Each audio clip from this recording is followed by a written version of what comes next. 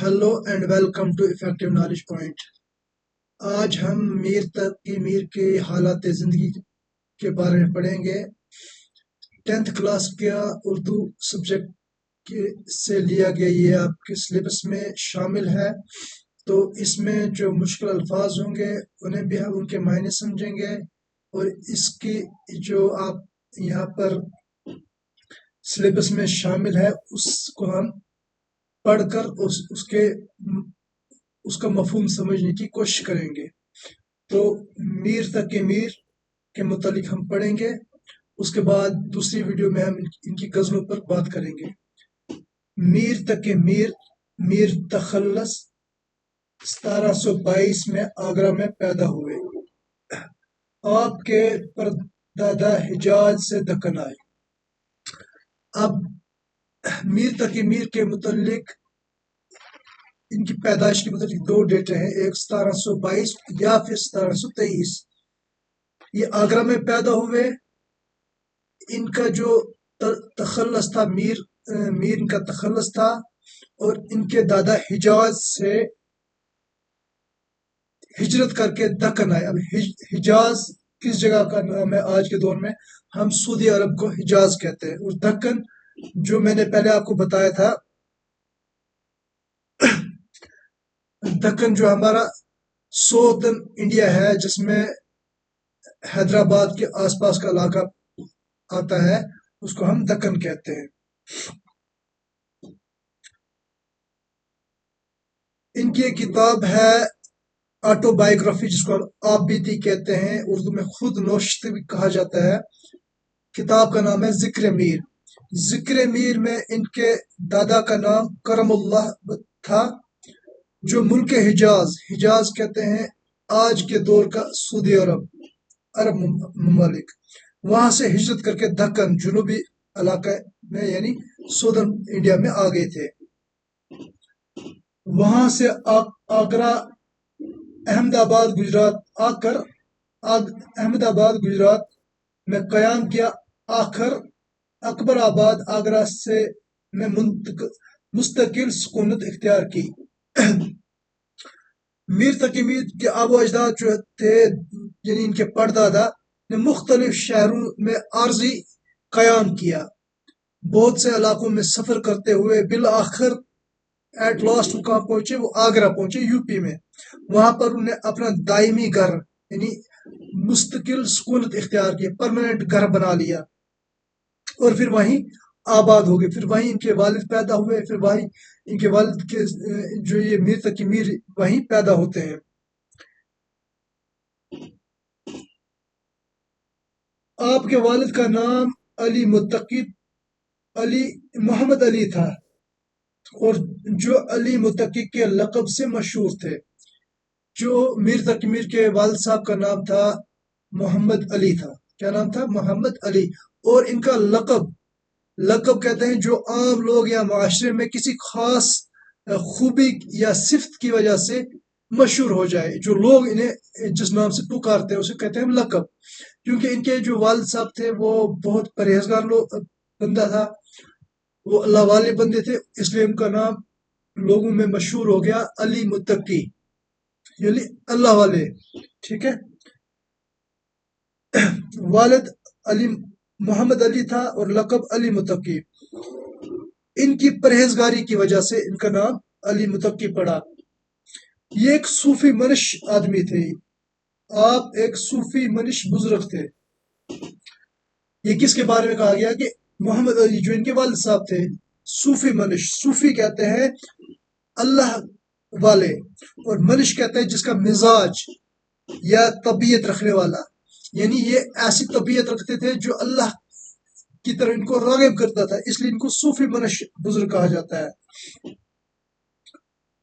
मीर ने इब्तदाई तालीम अपने वालिद और सईद इमाम उल्लाह से हासिल की, लेकिन अभी कम सन थे कि वालिद का इंतकाल हो गया। जो प्राइमरी एजुकेशन थी, बुनियादी तालीम थी, वो उन्होंने अपने वालिद से की। वो दौर ऐसा ही था कि जो भी या तो बच्चा किसी मदरसे में दाखिल होता था, वहां पर तालीम हासिल करता था, या फिर अपने घर में ही रहकर अपने वालिदैन से वो तालीम हासिल करता था। اپنے والد سے ابتدائی تعلیم حاصل کی. اس کے بعد ابھی کم سن ہی تھے. کم سن کہتے ہیں چھوٹی عمر کے. ابھی مطلب یہ بالغ بھی نہیں تھے کہ ان کے والد کا انتقال ہو گیا. اسی کم عمری میں روزگار کی فکر دامن گیر ہوئی. یہاں لفظ ہے دامن گیر.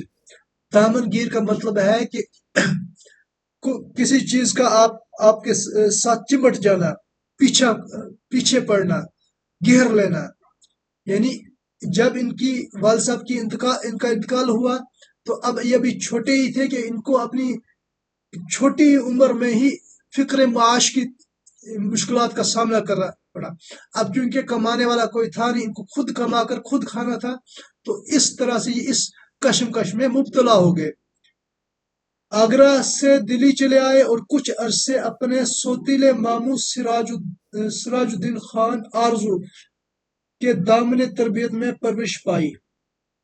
اب جب ان کے والد کا وہاں انتقال ہو گیا تو پھر وہاں سے آگرہ سے یو پی سے دہلی چلے آئے، اور وہاں ان کے سوتیلے ماموں سراج الدین خان جن کا نام تھا آرزو، ان کا تخلص ہے، ان کے پاس رہے اور وہاں پر کچھ تربیت پائی. یعنی کچھ جو زندگی آگے مشاغل ہوتے ہیں ان کو وہاں پر سیکھنے کی کوشش کی.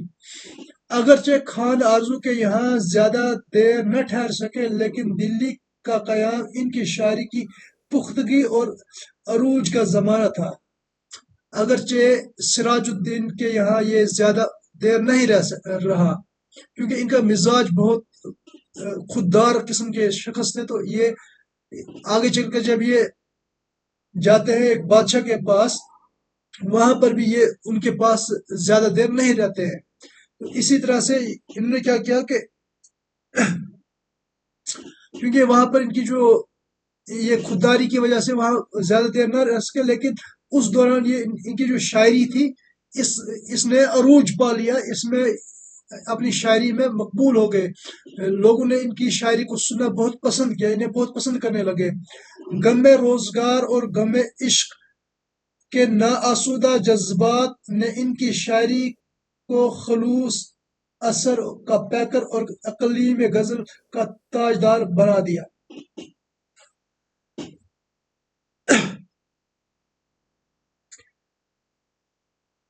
کیونکہ یہ زندگی بھر غریب اور معاشی پریشانیوں کا سامنا رہا، ان کی اچھی زندگی گزارنے کی خواہش کبھی پوری نہ ہو سکی. آسودہ رہے.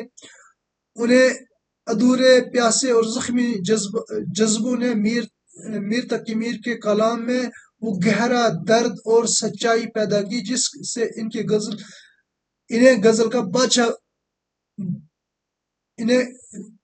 غزل کا بادشاہ بنا دیا گیا.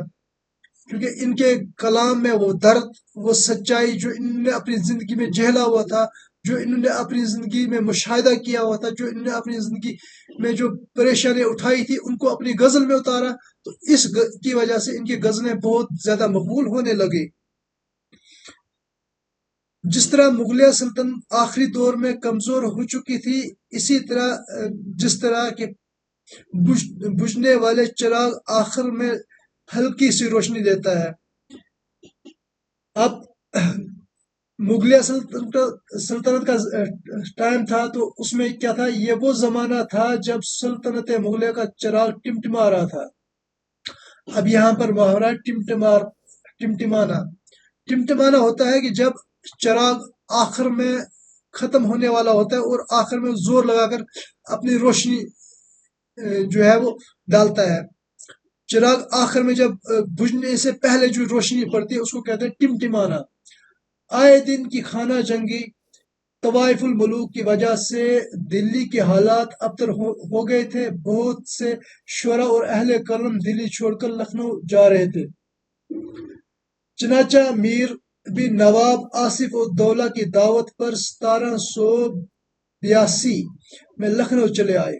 اگرچہ دربار سے تعلق زیادہ عرصے قائم نہ رہ سکا، پھر بھی یہاں میر کی باقی زندگی نسبتاً آرام سے گزری اور 1810 میں ان کا انتقال یہیں ہوا. اب مغلیہ سلطنت کا جو آخری دور تھا وہ بہت ہی الجھنوں میں تھا. ادھر انگریزوں کی حکومت تھی، وہ بھی 1857 کے آس پاس بہت اپنا زور آزما رہے تھے. 1857 کی جنگ جو ہے وہ ناکام ہو چکی تھی. مغلیہ سلطنت کے جو شہزادے تھے وہ آپس میں لڑ رہے تھے، جس کو سول وار، خانہ جنگی کہتے ہیں سول وار کو. یہ آپس میں لڑ رہے تھے، یہاں کے عمرا آپس میں لڑ رہے تھے. اب یہاں طوائف الملوک ایک لفظ ہے کہ طوائف الملوک کہتے ہیں کہ لا نس نس، یعنی وہاں پر کوئی نظام نہیں رہا، دھرم بھرم سب چیزیں ہو چکی تھی، ملک میں کوئی ایک مضبوط حاکم نہیں رہا، ہر علاقے میں ایک خود مختار حکومتیں بن رہی تھی، قانون نام کی کوئی چیز نہ تھی، ہر طرف لوٹ مار اور بے امنی کا دورہ تھا. اس کو کہتے ہیں طوائف الملوکی کا دور ہونا. نواب آصف الدولہ جو اودھ کے چوتھے بادشاہ تھے، چوتھے نواب تھے. اودھ آج کل جو لکھنؤ کا جو کے آس پاس کا علاقہ ہے اس کو اودھ کہتے ہیں. ابتدا میں میر کا تعلق نواب آصف الدولہ کے دربار سے قائم ہوا، لیکن ان کی خودداری، طبیعت اور درباری ماحول سے عدم موافقت کی وجہ سے یہ تعلق زیادہ دیر قائم نہ رہ سکا. اس کے باوجود اہل ذوق، جو ان کی شاعری کو پسند کرنے والے لوگ تھے، وہ اہل ذوق نے میر کی شاعری کا بے حد احترام کیا، جس کی وجہ سے انہیں عزت، شہرت اور نسبتاً دہلی کے نسبتاً یہاں پر زیادہ زندگی، اچھی پرسکون زندگی میسر ہوئی. تو بلاخر 1810 کو یہ یہیں لکھنؤ میں انتقال پاتے ہیں، اور یہ دبستان دہلی اور دبستان لکھنؤ دونوں دبستانوں سے ان کا تعلق رہتا ہے. میر کو اردو کا بہترین غزل کو تسلیم کیا جاتا ہے. میر کے بعد آنے والے ہر بڑے شاعر نے میر کی عظمت کا اعتراف کیا ہے. میر کو غزل گو کا بہت بڑا بہترین شاعر تسلیم کیا جاتا ہے. جتنے بھی ان کے بعد آنے والے شاعر تھے انہوں نے ان کو اپنا رہبر، اپنا قائد سمجھنے کی کوشش کی ہے. مرزا اسد اللہ خان غالب کہتے ہیں کہ ریختہ کہ تم ہی استاد ہو غالب، ریختہ کہ تم ہی استاد نہیں ہو غالب، کہتے ہیں کہ اگلے زمانے میں کوئی میر بھی تھا. اب ریختہ کے استاد، غالب اپنے آپ کو ریختہ کے استاد مانتے تھے، لیکن اپنے ایک شعر میں کہتے ہیں کہ ریختہ کہ تم ہی استاد نہیں ہو غالب، کہتے ہیں کہ اگلے زمانے میں کوئی میر بھی تھا. کہ یہ کہتے ہیں کہ اے غالب، تو اپنے آپ کو ریختہ کا استاد مانتا ہے، صرف تو ہی ریختہ کا، یعنی اردو کو اس ٹائم میں ریختہ کے نام سے جانا جاتا تھا، کہ اس کا تو ہی استاد نہیں ہے، بلکہ تو اس سے پہلے والے زمانے میں کیا تھا، کوئی استاد ہوا کرتا تھا جس کا نام میر تھا. میر کے کلیات 6 دواوین پر مشتمل ہیں. ان کے کلیات 6 ادوار میں مشتمل ہیں. غزلوں کے علاوہ کہیں مثنویاں لکھی ہیں، مرثیے بھی لکھے ہیں. اردو شعراء کا سب سے پہلا تذکرہ نقاط الشعراء اور خود نوشت ذکر میر بھی ان کی یادگار ہے. اب ذکر میر کے متعلق ہم تھوڑی سی بات کریں گے. ذکر میر میں نقاط الشعراء میں میر تقی میر کے ایک اہم تنقیدی اور ادبی تصنیف ہے. اس میں میر نے شاعری کے اصول، زبان و بیان، فصاحت، بلاغت اور قافیہ، ردیف اور بحر کہنے کے آداب پر روشنی ڈالی ہے. اس کتاب میں انہوں نے بعض شعراء کے کلام پر تنقیدی آراء بھی پیش کی ہے.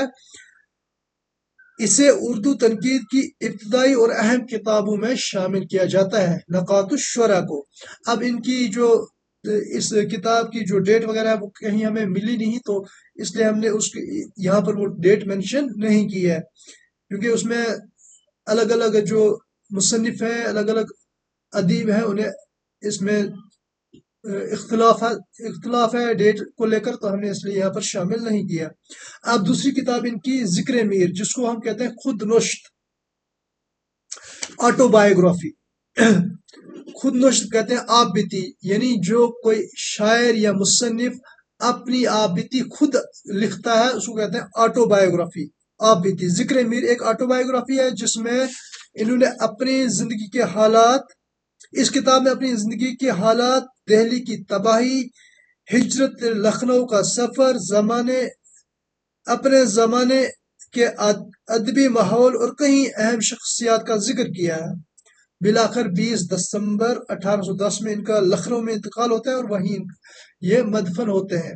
امید ہے یہ ویڈیو آپ کو پسند آئی ہوگی۔ لائک شیئر اور سبسکرائب ضرور کریں اور اپنے دوستوں کے ساتھ اس ویڈیو کو ضرور شیئر کریں۔ اگر آپ کا کوئی سوال ہے اس ویڈیو کے متعلق تو آپ کمنٹ باکس میں ضرور اس کو بتائیں، میں کوشش کروں گا کہ آپ کو دوسری ویڈیو میں اس کا جواب دے سکوں۔ Thank you, have a nice day.